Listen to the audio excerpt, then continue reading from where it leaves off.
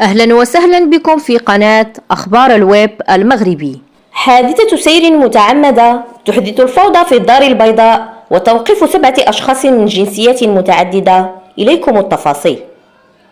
تمكنت عناصر الشرطة بولاية أمن الدار البيضاء يومه الخميس 7 نوفمبر الجاري من توقيف 7 أشخاص، وهم 6 أشخاص يحملون جنسيات مالية وجزائرية ومواطن مغربي، وذلك للاشتباه في تورطهم في الإيذاء العمدي وارتكاب حادث سير عمدية وتعريض سلامة مستعمل الطريق للخطر. وكانت مصالح الشرطة قد فتحت بحثا قضائيا على خلفية توصلها بإشعار حول دخول مجموعة من الأشخاص في خلاف عرضي تطور إلى مواجهة فيما بينهم باستعمال سيارة واعية الدفع بوسط مدينة الدار البيضاء. أقدم خلالها أحدهم على دهس غريمه بشكل عمدي وتسبب في إصابته بجروح وإصابات جسدية متفاوتة.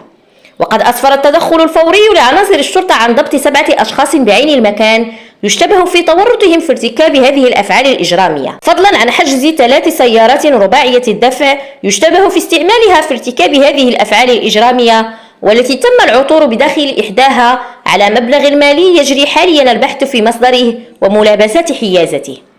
كما مكنت الأبحاث والتحريات المتواصلة في هذه القضية من تحديد هوية ضحية هذا الاعتداء، والذي يجري حاليا الاحتفاظ به رهن المراقبة الطبية بإحدى المصحات الخاصة التي نقل إليها لتلقي العلاجات الضرورية. وقد تم إخضاع المشتبه فيهم ال7 الموقوفين لتدبير الحراسة النظرية رهن إشارة البحث القضائي الذي تشرف عليه النيابة العامة المختصة، وذلك للكشف عن جميع ظروف وملابسات هذه القضية وكذا تحديد الخلفيات الحقيقية وراء ارتكاب هذه الأفعال الإجرامية. لا تنسوا الاشتراك في القناة وتفعيلكم زر الجرس ليصلكم كل جديد.